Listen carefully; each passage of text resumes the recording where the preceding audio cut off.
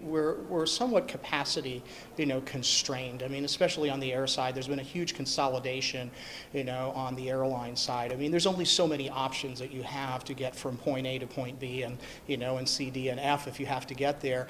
So the things that that once you're there, it's all about the business that you're on, especially around business travel. And so the on-travel innovation that's taking place out there, better information, access to integration with your own itinerary, to your calendar, that provides better information when you need to be on the road or when you need to get back on the road, when there's going to be disruption and you need to be reaccommodated.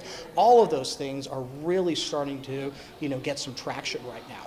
So talk to me about your own company, Cornerstone, in terms of the products that you're developing that are very much in the business space. Yeah, well, we've always been in the business space, although, we have quite a few customers that are in the, leisure space as well. I mean, and our work tends to be really around the reservation and data management around the industry, sort of that back end behind the curtain, processing and of reservations and acquisition of data, and then the representation of that data, to various stakeholders. So on the business travel side of it, if it's the CFO of a company that really wants to know how much they're spending, if it's the travel manager that wants to manage the supplier management side of things and work with their suppliers and be able to have sort of a level playing field, to understand, what they're doing versus what they're purchasing. We bring all of that together, for them. But more and more we're seeing that repurposing of that data around traveler-centric type of issues.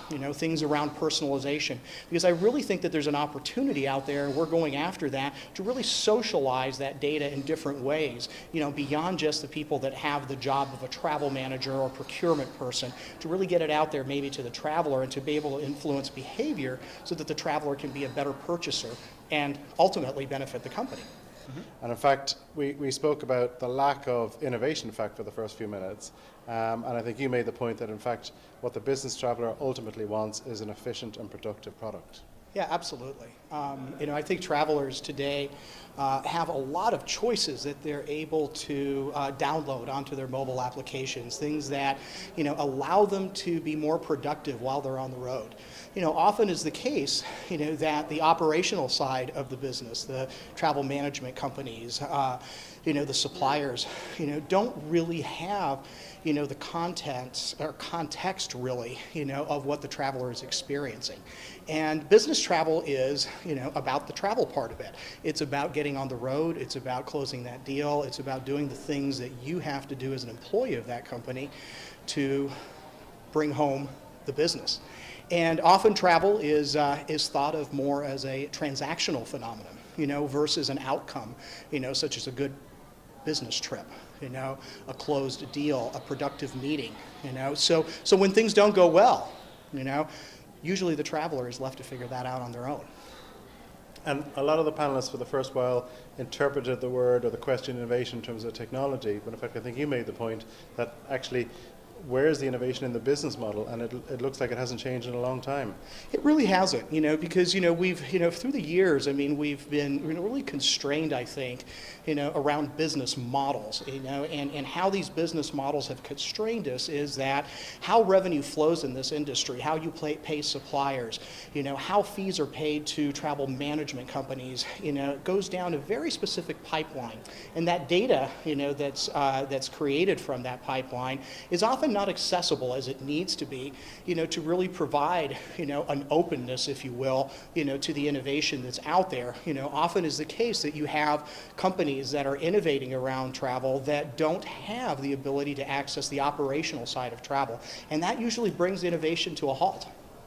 And then innovation, I think a few people agreed, actually is now coming from outside of business travel. Absolutely. So what the OTA is doing, or what the disruptive companies are doing, Yep. the startups, and that's almost forcing innovation in the business travel space. Yep, absolutely.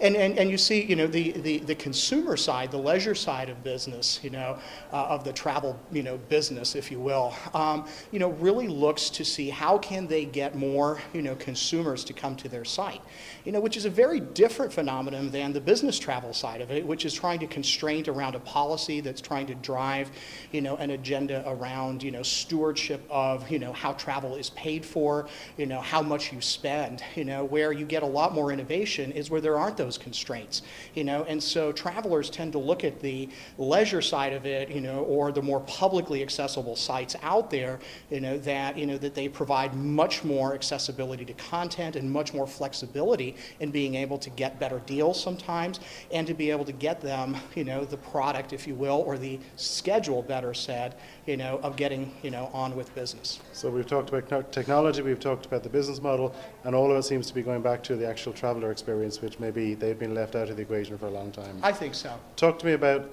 this experience, as in tonight, here at a DataArt event, a small kind of, you know, almost intimate environment, Yep. but a very open kind of discussion. Yeah, absolutely. I thought this was great. I think DataArt, you know, is really one of those companies that, you know, has been an enabler of, you know, a lot of the new innovation. A lot of the brands out there that they work with have driven, you know, some C-level changes, you know, in how travel is processed, how travel is procured. And, you know, they're sort of like us behind the scenes there enabling that, you know, and that's not an easy thing to do because they have to bring the experience, you know, of their particular, you know, practice around travel and be able to abstract that, you know, to innovators of, you know, the different companies that they work with, you know, and bring that reality, you know, often how things actually work, you know, and how things need to get done, and still, you know, moving ahead, you know, with the innovation curve that those companies want to achieve. I think DataArt does a great job of that. This particular, you know, event was awesome because it really shows their thought leadership and what they're trying to do as a company by leading the discussion around innovation. Brilliant. Thanks for your time, Matt. Thank you.